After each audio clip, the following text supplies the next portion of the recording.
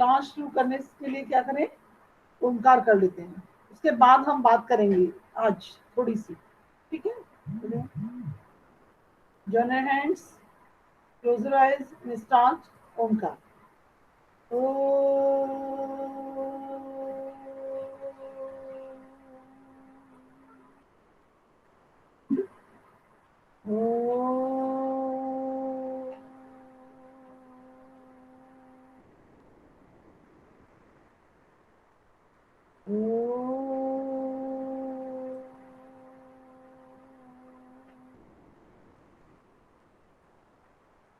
Sairam, Sairam ma'am, Sairam, Sairam ma'am, Sairam, Sairam, Sairam to all of you, Sairam. हाँ, मैं ये बोलने चाह रही हूँ, मैं आपकी क्लास टीचर हूँ। मेरा नाम सीमा दात्रे है और मैं आपकी क्लास टीचर हूँ, क्योंकि हमारा जो सब्जेक्ट एज ए सब्जेक्ट मेरा पीरियड बहुत लेट हुआ है। आज थर्सडे है, मंडे से आपकी क्लासेस शुरू हो गई थी। मैं आपकी क्लास टीचर हूँ। जो भी कोई प्रॉब्लम्स हैं, जो भी आपको आती हैं, तो आप मुझसे बात कर सकते हैं फ्रीली। अभी तक आपने जो क्लासेस ली उसमें कहीं आपको कोई प्रॉब्लम आ रही थी क्या? No ma'am, yes ma'am, yes ma'am, no ma'am, no ma'am, ma'am मुझे आ रही थी यतेंद्र। ओके, जिसको नहीं आ रही थी प्लीज वो अपना माइक म्यूट रखे। हाँ यतेंद्र, आपको क्या प्रॉब्लम आ रहा था? मैम मेरे पास मैथ्स की क्लास का लिंक नहीं आया था। तो फर्स्ट डे आई प्रॉब्लम की डेली आ रही है आपको? फर्स्ट डे नहीं मैम ये तो सबका हुआ था। यस मैम, ये सबका हुआ था, वो तो फिर मैम ने भेज दिया था। बस डेट है थोड़ा। यस मैम, ये तो सबका हुआ था, फिर मैम ने भेज दिया था। ओके, अभी ऐसा कोई बच्चा जिसके पास लिंक नहीं आ रही है आपको? नो नो मैम, अच्छा, सबके पास लिंक आ रही है ना? अभी कोई वैसी प्रॉब्लम तो किसी के पास नहीं आ रही है कि मतलब लिंक ही नहीं आई है या फिर क्लास अटेंड नहीं कर पा रहे हैं, कोई आईडी प्रॉब्लम आ रहा है, ऐसा किसी के साथ नहीं है ना? No ma'am, okay no ma'am, okay, चलिए अब देखिए, जब भी आपको ऐसी प्रॉब्लम आती है तो आप मुझे पर्सनल व्हाट्सएप कर सकते हैं। मेरा नंबर आपके पास है ही उसमें, है ना? ये किसका लगातार, एक सेकंड रुकना, मुझे लग रहा है कि कोई बच्चा मुझे वो कर रहा है। बच्चे ने मुझे कुछ भेजा है मैसेज, मैम संस्कृत की क्लास नहीं लगेगी क्या आज? ये दीपक राजपूत कौन है? मैम ये मतलब बहुत मैम वो हमारी बेकार क्लास लड़का में है, है। हमारी क्लास में है। मैम उससे ओके, हाँ कह दीजिए, आज तो है हमारी संस्कृत की क्लास। नहीं अभी अभी जस्ट उसने मैसेज भेजा है, 2 मिनट पहले ही उसने मैसेज भेजा है मुझे। मैम आई थिंक वो मीटिंग में भी नहीं। यस मैम, वो नहीं है मीटिंग में शायद। मैम वो कभी भी फिफ्थ में भी कोई क्लास में नहीं आया, वो आता ही नहीं ओके है। ओके ओके ओके, मैं देखती हूँ मेरे पास उसका मैम नाम है क्या? मैम जब से ऑनलाइन क्लास नहीं, नाम तो है, नाम तो है उसका। मैम लिस्ट मैं में लिख आज देती हूँ, यस एक मैम, सेकंड लिस्ट मैं में उसको है लिख देती लेकिन वो आता नहीं है। मैम वो हमारी क्लास में है हूँ। पर यस वो मैम भी आता है वो, नहीं पर है। मीटिंग में ज्वाइन नहीं होता है।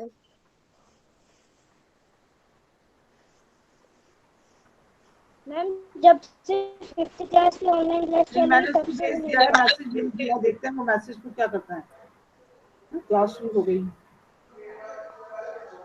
उसमें तो क्योंकि है। मैम वो फिफ्थ में भी कभी भी नहीं आता था ma'am. Okay okay okay okay, हम्म,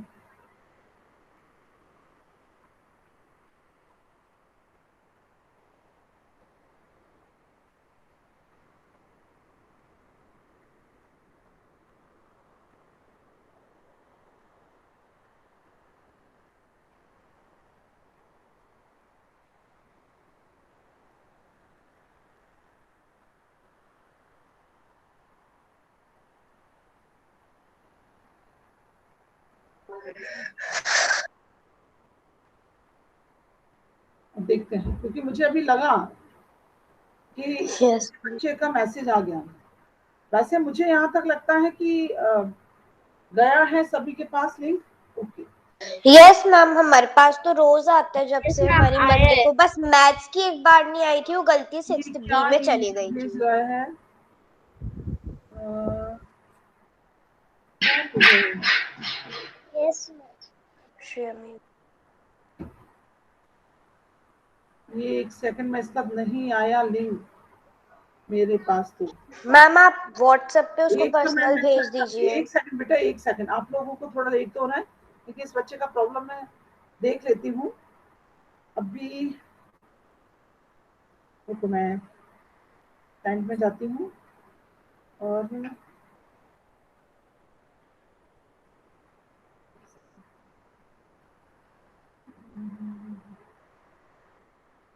कैलेंडर में जाऊंगी।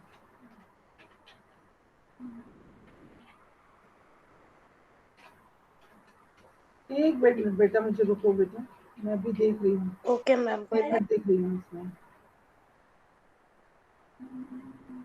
मैंने जो बच्चों को भेजा है, दिशा, कनक, कार्वी, वित्य, दीपक, दीपेश सोनी है ना?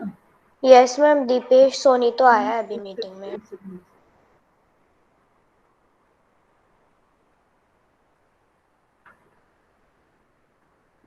दीपक राजपूत को भी गया है मैसेज।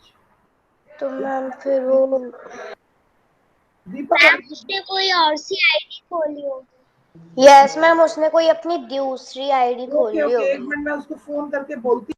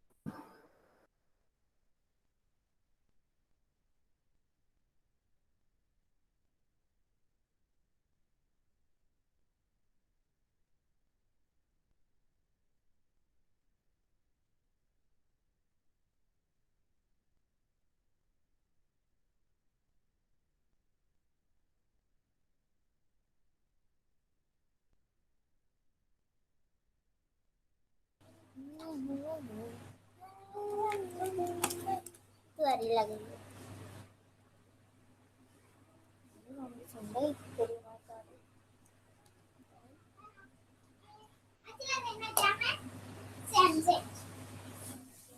गंदा तेरा माइक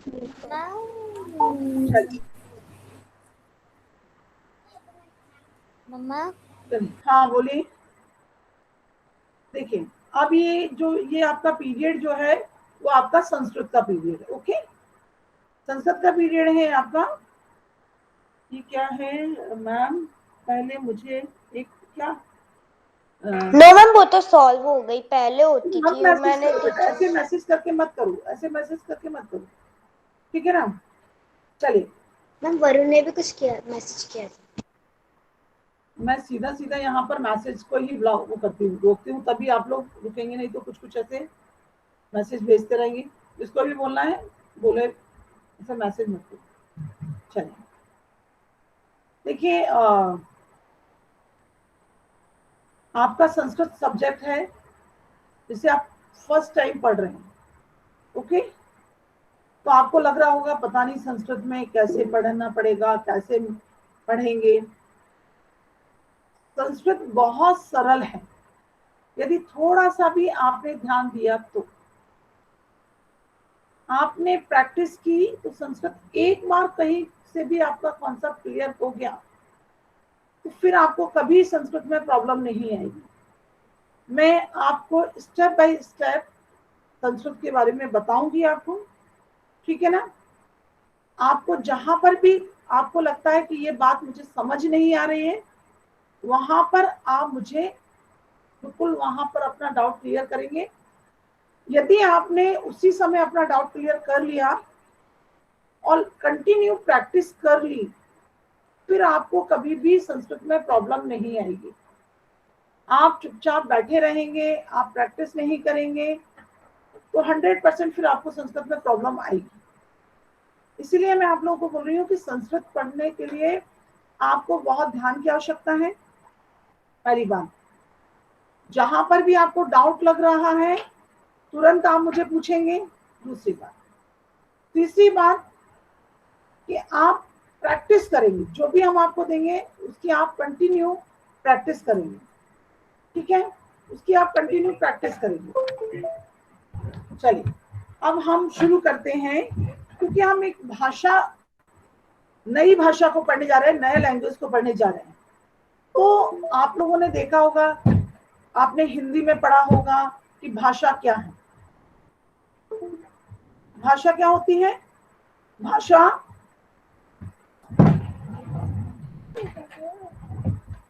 मैम कैन आई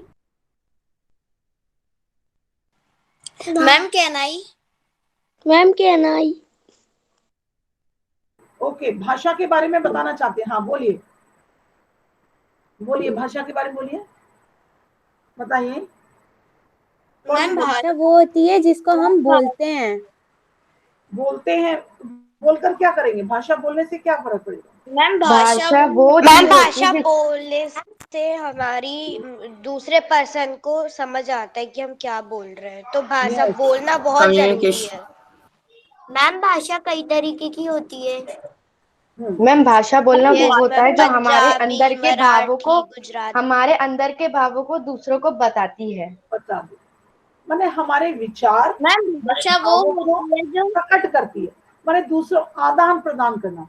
भाषा एक साधन है, माध्यम है, मीडियम है, जिससे हम अपने विचारों का आदान प्रदान करते हैं। माने किसी के विचारों को हम समझ सकते हैं, भावों को समझ सकते हैं, और हम अपने विचारों और भावों को उसे समझा सकते हैं, ठीक है। अब देखिए, इसमें हम दो चार तरीके होते हैं अपनी भाषा का आदान प्रदान करने का। एक तो बोलकर, सुनकर, लिखकर और पढ़कर। ये चार तरीके होते हैं जिससे हम भाषा का आदान प्रदान करते हैं। भाषा का आदान प्रदान करने के चार तरीके होते हैं, लेकिन भाषा होती दो ही प्रकार से है, मौखिक और लिखित। भाषा दो ही प्रकार से होती है, मौखिक और लिखित। मौखिक भाषा का प्रयोग हम क्या करते हैं? मौखिक भाषा में हम बोलते हैं, जैसे मैं अभी आपको बोल रही हूं और आप सुन रहे हैं, ये मौखिक भाषा है। मैं बोल रही हूं और आप सुन रहे हैं, ये मौखिक भाषा है। ओके, अब हम कुछ, अब देखिए मैं एक प्रेजेंट कर रही हूं, पीपीटी के द्वारा मैं आपको, सॉरी एक सेकंड, पीपीटी के द्वारा हम लिखित भाषा में आपको देंगे।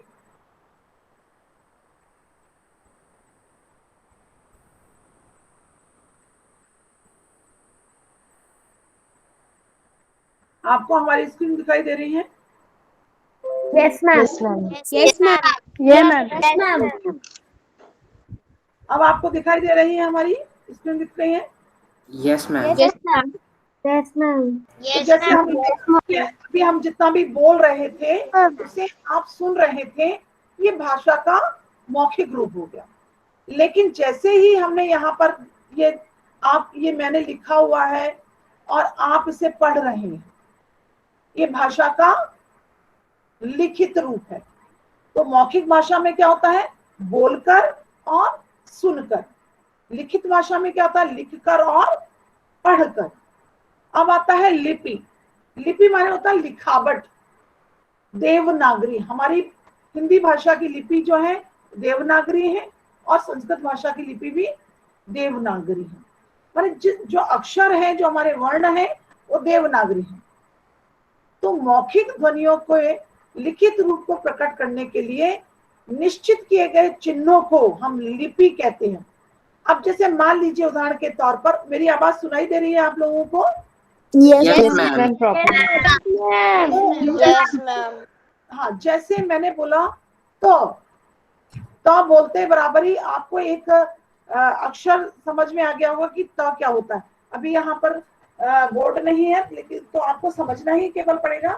तो आपके दिमाग में एक निश्चित चिन्ह आ गया कि त कैसे बनता है। ओके, तो वर्णों की ध्वनि, जो हमारी ध्वनियां हैं, उनको हमने एक निश्चित चिन्ह दे दिया कि ये अ है, ये त है, ये च है, ये प है, ये ला है, ये श है, श है, ह है, त्र है।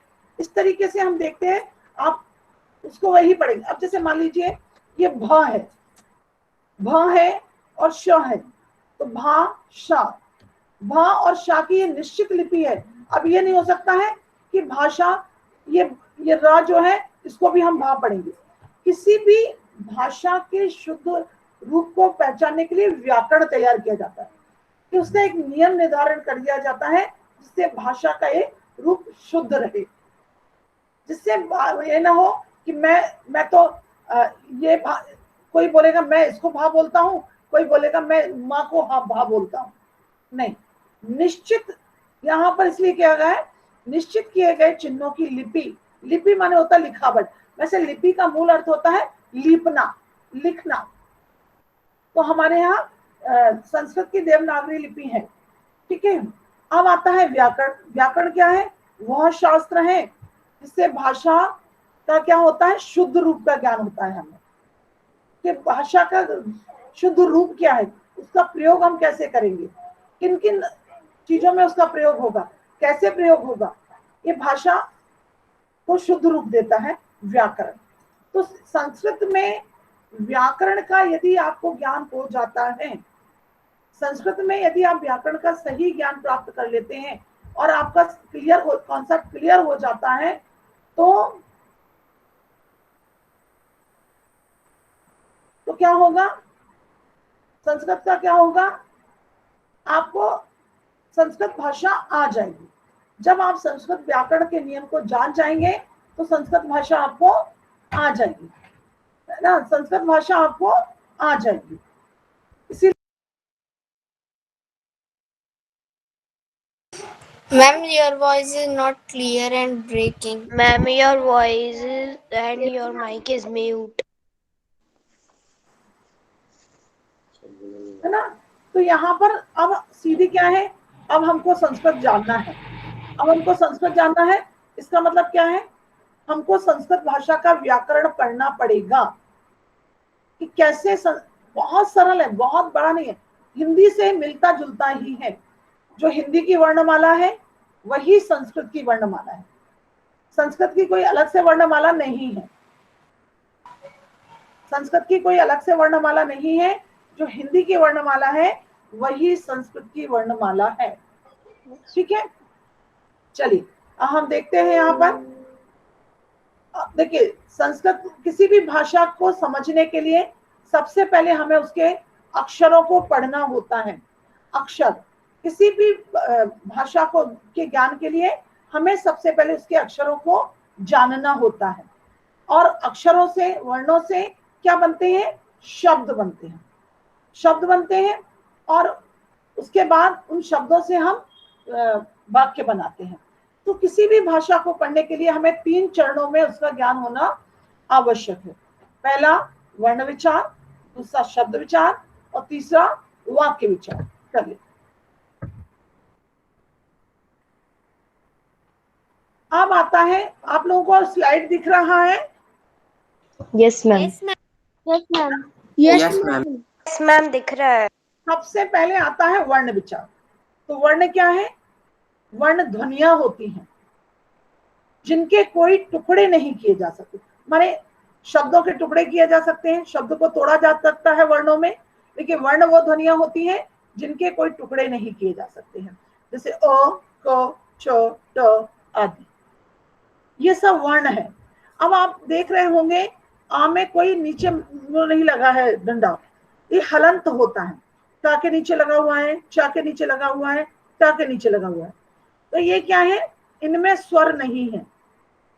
अभी तक आपने स्वर और व्यंजन पढ़े होंगे, जैसा हिंदी में थे स्वर और व्यंजन, इसे बहुत टेंशन नहीं लेना कि अब क्या होगा। स्वर और व्यंजन वर्ण दो भागों में विभाजित किए जाते हैं, पहला स्वर और दूसरा व्यंजन। अच्छा, स्वर के बारे में कोई बता सकता है कि स्वर क्या होते हैं? मैम मैम जिसमें स्वर से बोला जाए और जिनमें स्वर आए। जिसमें स्वर बोला जाए। नहीं, मैम स्वर वो स्वर से मात्राएं बनती। आ ई उ ना मात्राएं। स्वर क्योंकि ध्वनियां हैं, वर्ण ध्वनियां हैं, तो स्वर क्या होते हैं, जिनको बोलने में हमें किसी की सहायता की आवश्यकता नहीं होती है। जिनको बोलने में हमें किसी की सहायता की आवश्यकता नहीं होती है, जैसे उसमें कोई दूसरी ध्वनि सुनाई नहीं देती है।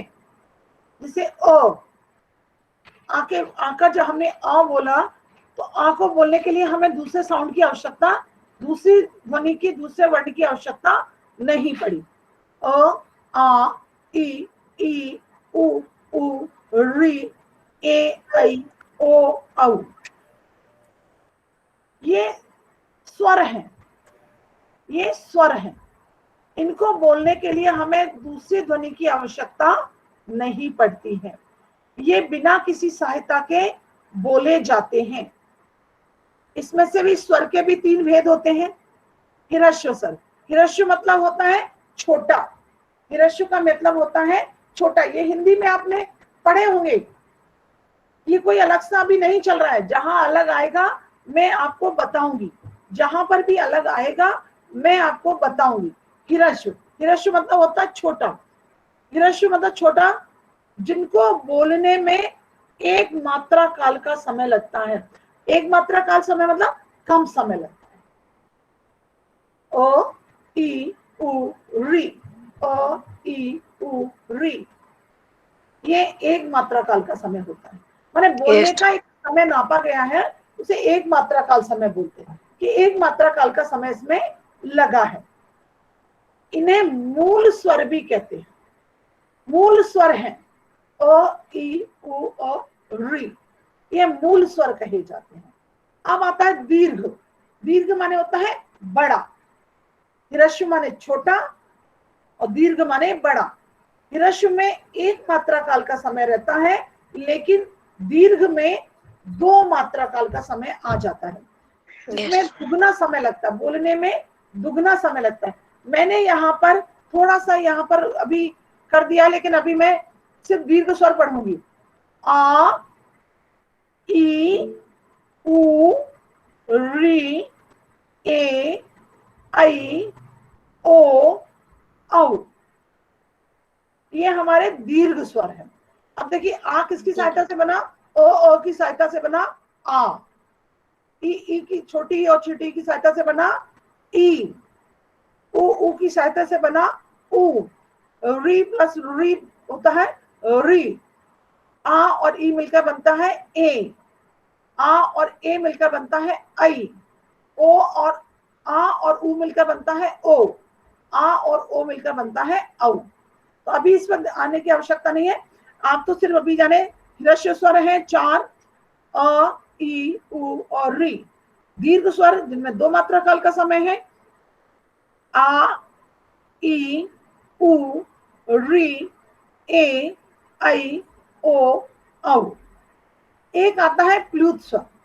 प्लुत स्वर में तीन मात्रा काल का माने तिगुना समय लगता है, जिसमें हम किसी को पुकारते, जैसे एक उदाहरण के तौर पर हमने यहाँ दिया है ओम। जब हम आप देखते हैं, आप लोग हमारे विद्यालय में लगातार, हमारे विद्यालय की जो परंपरा है उसमें लगातार हम ओम बोलते हैं, तो हम देखते हैं कि हम कितना ओम को कितना लंबा खींचते हैं।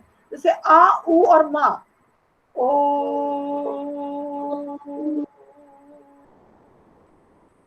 तो इसमें तिगुना समय लगा, इसे हम कहते हैं प्लुत स्वर। ठीक है, ये प्लुत स्वर हो गया। अब हम आगे चलते, इसमें किसी को प्रॉब्लम है? No ma'am. स्वर हमारे तीन है, ह्रस्व माने छोटा, इन्हें हम मूल स्वर भी कहते हैं। दीर्घ बड़ा, जिन्हें हम बड़ा मतलब 2 मात्रा काल का समय लगता है, और युक्त स्वर तिगुना समय लगता है, 3 मात्रा काल का समय लगता है। ओके, चलिए अब आपका नेक्स्ट स्लाइड, इसमें किसी को प्रॉब्लम है? हम आते हैं हम व्यंजन पर। अब हम आते हैं व्यंजन पर। अच्छा, यहाँ पर स्वर की मात्राएं जो दी है वो तो आप लोगों को पता ही है कि स्वर की मात्राएं क्या होती हैं। अगला शब्द है आयोगवह। आप लोगों के मन में होगा अंग हा कहाँ गए? आयोगवह है अंग, अनुस्वार है, इसको हम बिंदु के रूप में प्रयोग करते हैं। आह विसर्ग के रूप में प्रयोग करते हैं। ठीक है, अब हलंत। अभी आप संस्कृत में एक नया शब्द पढ़ेंगे, हलंत, मतलब लगाएंगे। अभी आपने देखा था जब पहली स्लाइड में मैंने क च ट लिखा था, प उसके नीचे हमने ऐसे डंडा लगाया था। हलंत मतलब जब उसमें ऐसे हलंत लगा होगा, इसका मतलब उसमें स्वर नहीं है, उसमें स्वर नहीं है। क्योंकि आपका अगला जो स्टेप आएगा स्वर और व्यंजन को पहचानने के बाद, वर्ण संयोजन और वर्ण विच्छेद। वर्ण संयोजन और वर्ण विच्छेद जब आएगा तो उसमें आपको ये हलंत का प्रयोग करना पड़ेगा। जब हम किसी व्यंजन से स्वर को निकाल देंगे तो वहां पर हम हलंत लगा देंगे, व्यंजन में हम हलंत लगा देंगे। अब आता है व्यंजन। व्यंजन क्या है? स्वरों की सहायता से उच्चारित होते हैं। व्यंजन जो है वो स्वर की सहायता से बोले जाते हैं। बिना स्वर की सहायता से लिखे तो जा सकते हैं हलंत लगाकर, जैसे यहाँ पर लिखा है क त ल य, यहाँ पर हमने नीचे हलंत लगा दिया है, इसका मतलब इसमें स्वर नहीं है। लेकिन बिना स्वर की सहायता से बोला नहीं जा सकता है व्यंजनों को। जैसे देखिए, मैं बोल रही हूं क, क, क में कौन सा स्वर सुनाई दे रहा है आप लोगों को? अ का साउंड सुनाई दे रहा है। ल, इसमें हाँ, तो ये सब क्या है? बिना स्वर की सहायता से हम व्यंजनों को नहीं बोल सकते हैं। और जब लिखना होता है स्वर के बिना व्यंजन, तो उसमें हम स्वर हटा देते हैं और हलंत लगा देते हैं। अभी आगे स्टेप बाय स्टेप आपको आएंगे। व्यंजन के भी प्रकार है, स्पर्श व्यंजन, अंतःस्थ व्यंजन, ऊष्म व्यंजन और संयुक्त व्यंजन। अब आगे देखते हैं। सबसे पहले स्पर्श व्यंजन, ये पूरा हिंदी जैसा ही अभी चल रहा है, अभी कहीं से भी कुछ भी अलग आपके पास नहीं आया है। जैसे स्पर्श व्यंजन में 5 वर्ग होते हैं, जहां जहां से वो स्पर्श करते हैं उसके आधार पर हमने स्पर्श व्यंजन को 5 भागों में बांटा है। जैसे क वर्ण, क वर्ण है क, ख, ग, घ, ङ। आप देख रहे हैं ये सब कंठ से, ठीक है ना, ये सब कंठ से आ रहा है। तो एक ही वर्ण के उसके अंदर ही हमने एक वर्ग, क वर्ग में हमने इसको रखा है। ये वर्ण लिखा हुआ है, गलत है। क वर्ग में हमने इसको रखा है, क, ख, ग, घ, ङ। अगला है च, ये भी एक च, छ, ज, झ, ञ। फिर आता है ट वर्ग, ट, ठ, ड, ढ, ण। फिर आता है त वर्ग, त, थ, द, ध, न। प वर्ग, प, फ, ब, भ, म। और ये पंचमाक्षर होते हैं, इनको पंचमाक्षर भी कहा जाता है। ये प्रत्येक वर्ण का 5वां अक्षर पंचमाक्षर भी कहलाता है। इनका प्रयोग कैसे होगा वो हम आगे आपको बताएंगे, अभी केवल स्टेप बाय स्टेप आप देखते जाइए। अंतःस्थ व्यंजन माने य, र, ल, व, स्वर और व्यंजन के बीच में इनको माना जाता है, स्वर और व्यंजन के बीच में इनको माना जाता है। ऊष्म व्यंजन, जिनको बोलने से ऊष्मा बाहर, मतलब हम जब इनको बोलते हैं तो ऊष्मा बाहर की तरफ फेंकते हैं, तो ऊष्म व्यंजन। जैसे श, श, स, ह। अब आता है संयुक्त व्यंजन। जैसे श है, कौन से दो संयुक्त माने 2 व्यंजनों से मिलकर बना हुआ है। जैसे क और श होता है श, त और र त्र, ज और न्य ज्ञ, श और र श्र, द और य द्य। ये होते हैं हमारे संयुक्त व्यंजन, ठीक है। अब और भी बहुत सारे संयुक्त व्यंजन होते हैं, तो उनको हम दो तरीके से लिखते हैं, या तो उनको हम पैरों के नीचे लगाते हैं या फिर उसको हलंत लगाकर लिखते हैं। जैसे विद्वान, आपको कभी कभी क्या लगता होगा जो पैरों के नीचे लगा हुआ है वो आधा है और जिसके वो लगा हुआ है वो पूरा Yes, है। ma'am. ऐसा नहीं होता है। क्या होता है, जो पैरों के नीचे लगा हुआ है वो पूरा है, स्वर सहित है, और जिसमें लगा हुआ है वो स्वर रहित है। जैसे देखिए दूसरे तरीके से हमने लिखा हुआ है विद्वान, तो किसके नीचे हलंत आया है, द के नीचे, माने द में स्वर नहीं है। बुद्धि, Yes, ma'am. विद्या, अद्भुत,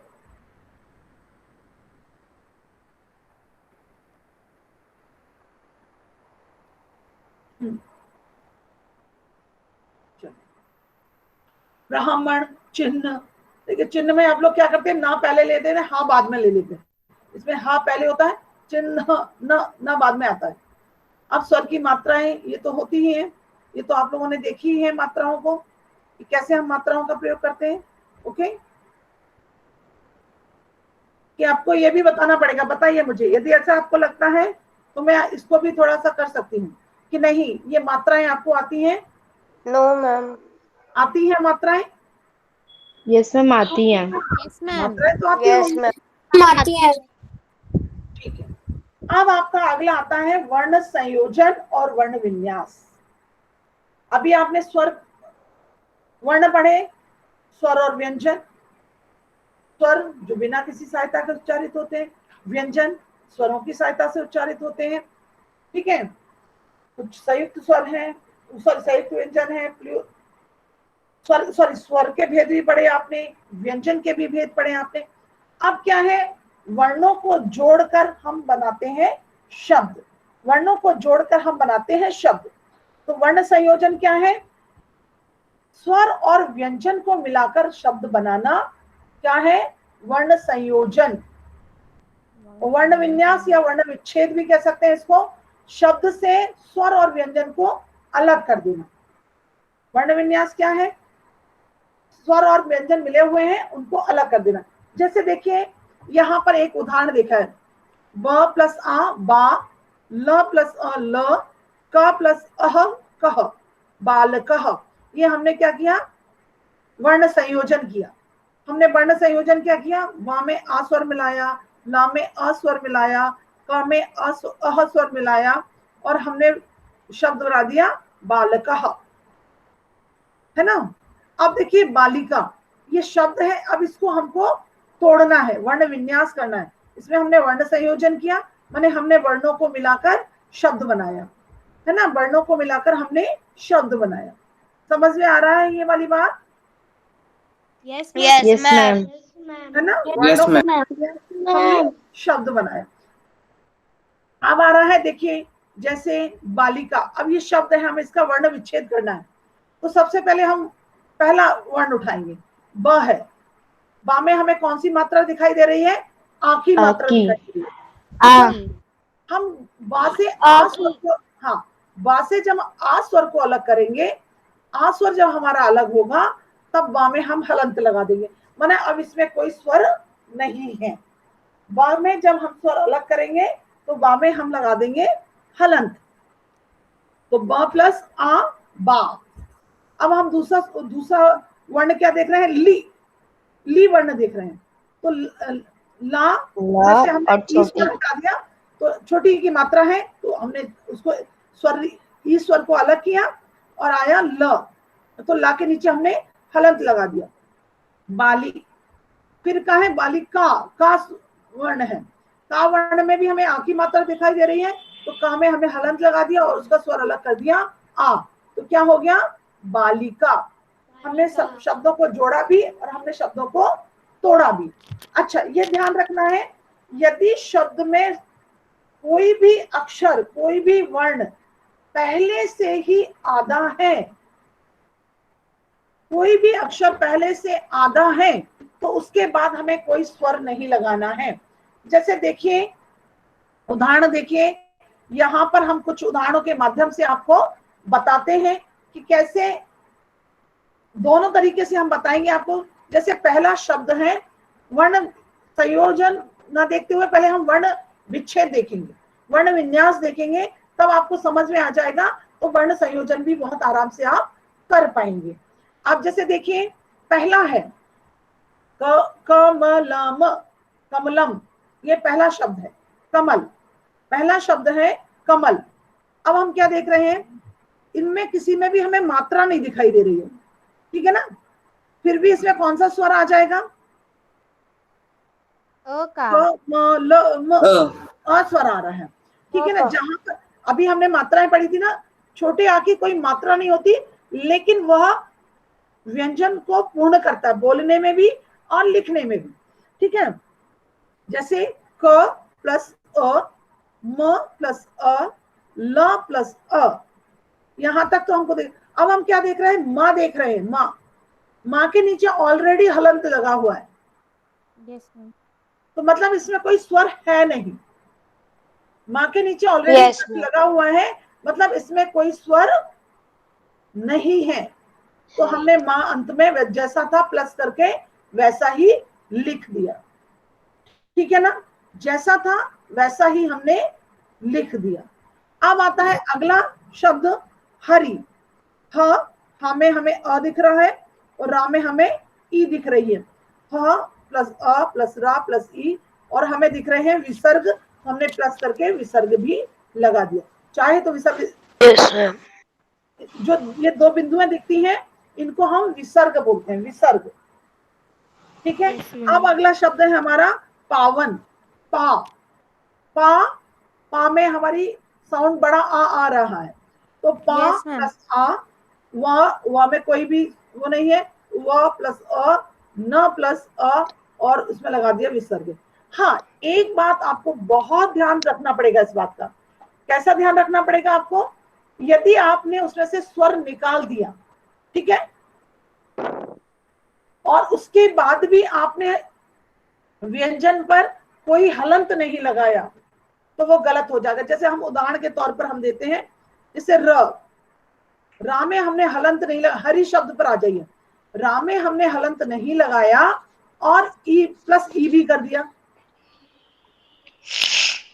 तो आ और ई मिलकर ए हो जाएगा। जब हम इसको मिलाएंगे आ प्लस ई, जैसे हमने स्टार्टिंग बताया था ना, आ ई मिलकर ए होता है, यस मैम, तो ए हो जाएगा।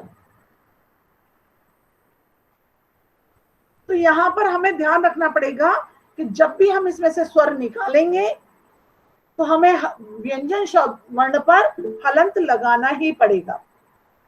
अब आता है वृक्ष, वृक्ष, अब देखिए री लगा हुआ है नीचे, तो वाह, यहाँ पर देखिए उसने हलंत नहीं लगाया हुआ है, यहाँ हलंत लगाना चाहिए, मतलब ये जिस लिखा हुआ है जहां से भी हमने लिया है वहां पर हलंत नहीं लगा। हलंत मीनिंग क्या होता है? हाँ, हलंत इस तरीके का एक निशान होता है, देखिए मैंने यहाँ पर बताया था शायद इसमें, मैम कहाँ पे? स्वर रहित व्यंजन में हलंत, ये हलंत ऐसे लगाते हैं, ओके मैम, ओके मैम, है ना, हलंत लगाते हैं इसमें, ठीक है। तो हलंत आप देख रहे होंगे जितने भी व्यंजन लिखे हुए हैं उनके नीचे एक लाइन बनी हुई है, यस मैम, हलंत उसे क्या कहते हैं ना मैम, लाइन बनी होती है जो नीचे, हाँ, उसको हम हलंत बोलते हैं, ठीक है ना, उसको हम हलंत बोलते हैं। अब जैसे व्री, यस मैम, तो वा प्लस री। अब देखिए क्ष, क्ष संयुक्त वर्ण व्यंजन है, तो क्ष कितने कौन से शब्दों से बना, का और श से मिलकर, का प्लस श प्लस आ प्लस अह। यस मैम, हमको जो संयुक्त स्वर होंगे उनको तोड़ना होगा, ऐसे डायरेक्ट क्ष लिखकर आ नहीं लिखेंगे, का प्लस श प्लस अ प्लस अह। अब जैसे देख लीजिए विद्यालय, विद्यालय में व प्लस ई प्लस द, अब द्या द्या द्या द्या, द्या में द और य है, तो द्या द प्लस य प्लस अ प्लस ल प्लस अ प्लस य प्लस अ प्लस अह, विद्यालय। क्षेत्रम में भी देखिए, क्षेत्रम में भी श है, तो क प्लस श प्लस ए प्लस त्र, त्र को हमने तोड़ा, त्र को तोड़ा तो ता और रा हो गया, पहले हमने त्र को तोड़ा, ता और रा, फिर उसमें कौन सा स्वर है, अ। अब माँ में, माँ यहाँ पर देख रहे हो, माँ में कोई हलंत नहीं है, आ गया आपका म। छात्रः, श प्लस आ, ता प्लस र, त्रा है ना, आ। अब देखिए यहां पर मैंने दो अक्षर ऐसे लिए हैं रा के, दो अक्षर मैंने रा के लिए हैं इसमें, ठीक है, दो अक्षर मैंने रा के लिए हैं। अब आपको समझना होगा कि इसमें, सॉरी पूरा स्लाइड हो गया।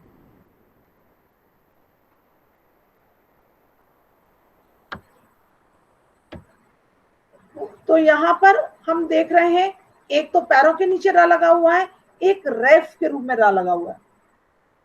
जहां पर पैरों के नीचे र लगा होता है वो र पूरा होता है, जहां पर पैरों के नीचे र लगा होता है वो र में स्वर होता है, स्वर, और जिसमें वो लगा होता है वो उस स्वर रहित होता है।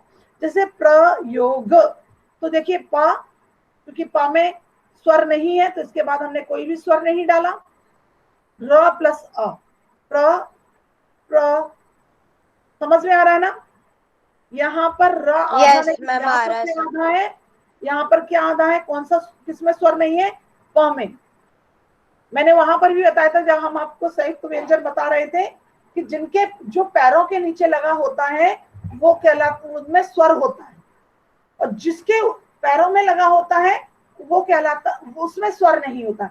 अब जैसे देखिए यहाँ पर र जो है पा में लगा हुआ है, पा के पैरों पे लगा हुआ है, तो पा आधा है और र पूरा है। प र अ, यहाँ पर यो की मात्रा यो गह, प्रयोग। अब देखिए कर्म, जो रेफ के रूप में कर्म र आता है वो र में स्वर नहीं होता, पैरों के नीचे र आता है उसमें स्वर होता है, और जो रेफ के रूप में र आता है उसमें स्वर नहीं होता है, उसमें स्वर नहीं होता है। और जहां पर वो उच्चारित किया जाता है, अब आपको लग रहा होगा कि माँ के ऊपर लगा हुआ है तो माँ के बाद में लिखना है, नहीं, जब हम वर्ण विच्छेद करते हैं तो जहां पर इसका साउंड आता है, जहां पर इसका साउंड आता है वहीं पर हमें इसको प्लस करके लिखना है, क्योंकि इसमें गलत लिखा हुआ है, जो इसने वर्ण विच्छेद किया है जिसने, उसमें गलत लिखा हुआ है। इसमें देखिए क्या हो जाएगा, क र, नहीं सॉरी, इसने यहाँ पर सही लिखा हुआ है, इसने यहाँ पर सही लिखा हुआ है।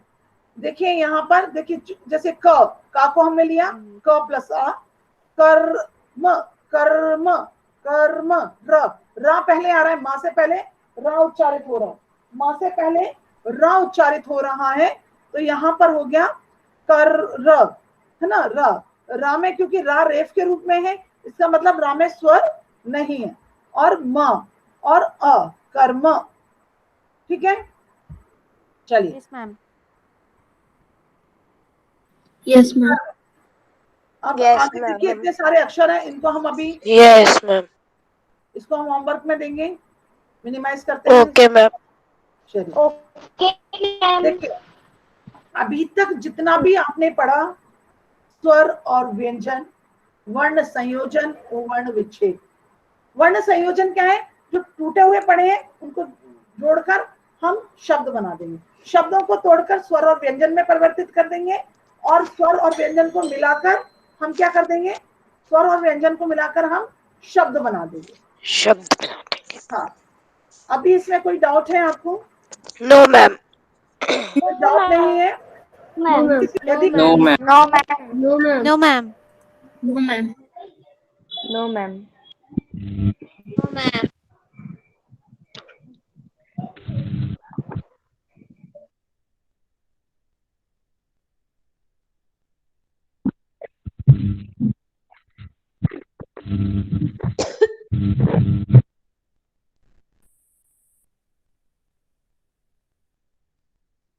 मैम, ये थोड़ा नेटवर्क इशू होता है ना, तो गड़बड़ होता है। चलिए, अभी आपको सिर्फ वर्ण संयोजन और वर्ण विच्छेद ये करना है, ठीक है। मैं आपको व्हाट्सएप पर कुछ शब्द भेजूंगी, कुछ वर्ण संयोजन भेजूंगी जिसको आपको वर्ण विच्छेद करना होगा, वर्ण विच्छेद भेजूंगी उसका वर्ण संयोजन करना होगा, ठीक है। वर्ण संयोजन और वर्ण विच्छेद का हम आपको भेजेंगे, आप उसको करेंगे। जहां आपको लगेगा कि ये मेरे को समझ नहीं आ रहा है तो हम अपनी नेक्स्ट क्लास में पूछेंगे। अभी पहले वर्ण संयोजन और वर्ण विच्छेद का स्टेप यदि क्लियर हो जाएगा, अब ध्यान रखना है, यदि किसी शब्द के अंत में म हलंत आ जाएगा, किसी शब्द के अंत में म हलंत आ जाएगा, उसके बाद हम स्वर नहीं लगाएंगे। जैसे कमलम है ना, अब हलंत हो गया क्लियर, हलंत क्लियर हो गया सबका? Okay, yes yes ma'am. आज का जितना भी Yes, हमने ma'am. चैप्टर पढ़ाया उसमें से आपको समझ आया या कोई डाउट है तो अभी पूछ सकते हैं, नो क्योंकि ये मैम, लास्ट नो पीरियड है डाउट। तो मैं थोड़ा सा 10 मिनट भी आगे बढ़ा सकती हूँ। नो मैम, डाउट नहीं है। किसी को भी डाउट नहीं है? No ma'am. Yes, ma'am. No, ma'am. No ma'am. ठीक है, तो अभी भी क्योंकि लास्ट अब तो आपका सेकंड पीरियड था ना ये, तो इसको मैं थोड़ा यस सा मैम। कर सकती हूँ, कोई प्रॉब्लम यस नहीं है। मैम। यस।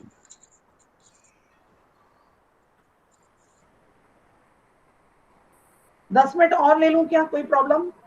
नो मैम, ले सकते No, हैं, ma'am. प्रॉब्लम नहीं है मैम, चलिए ले तो मैं एक लीजिए काम आप। करती हूँ कि मैं आपको टाटा एस से फर्स्ट चैप्टर को थोड़ा इंट्रोड्यूस करती हूँ, फिर ओके आपको मैम, समझ ओके में मैम। आएगा तो सही वो, क्योंकि अभी आपको अभी समझ में नहीं आएगा, लेकिन फिर भी थोड़ा सा दिखाती हूँ मैं आपको। यस मैम, आप ले लीजिए। शेयर करती हूँ, प्लीज दिख रहा है आप लोगों को? अकारांत पुल्लिंग। Yes ma'am. चलिए, हम अपने चारों तरफ बहुत सी मैम, वस्तुएं वॉइस देखते एको हो हैं। रही है। प्रत्येक वस्तु को नाम, लिंग, वचन तथा उच्चारण के आधार पर वर्गीकृत किया जाता है। यस संज्ञा मैम, के यस अभी हो मैम। रही है कि तो दो किसी माइक वस्तु ओपन वॉइस या एको हो रहा है प्राणी ना, की तो अपना माइक जाति बंद को कर बताते यस हैं, मैम। वे लिंग कहलाते हैं।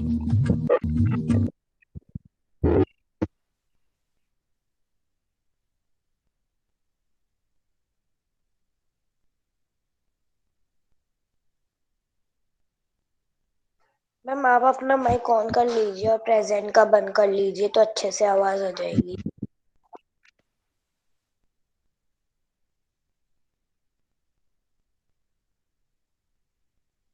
मैम आपका माइक म्यूट है, आपकी आवाज नहीं आ रही।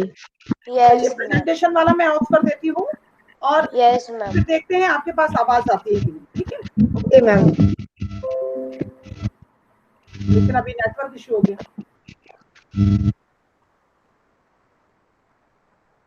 नेटवर्क का प्रॉब्लम है। श्रेया, माइक म्यूट कर लो, शायद मैम को नेट मिल जाए।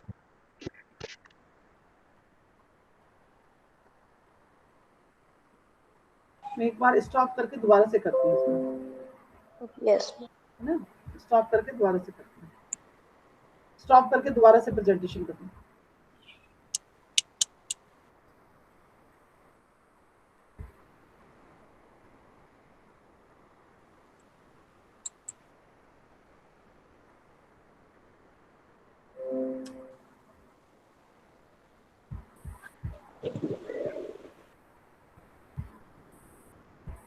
मैम, अभी स्क्रीन प्रेजेंट हुई थी। नहीं नहीं नहीं, वो स्क्रीन प्रेजेंट नहीं करना, मुझे टाटाइज करना है।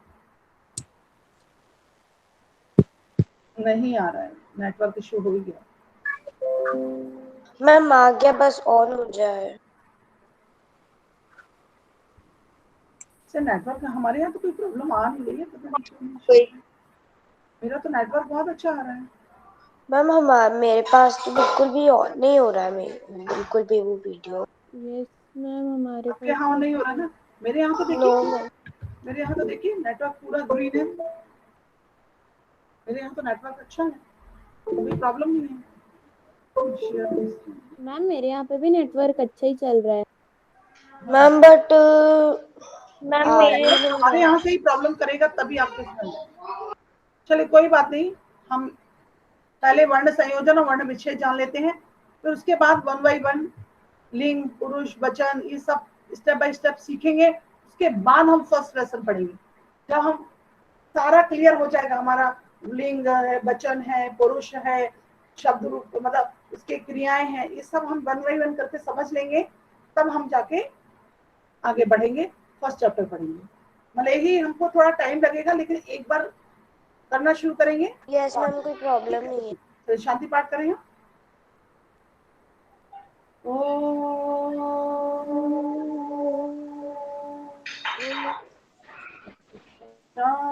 शांति शांति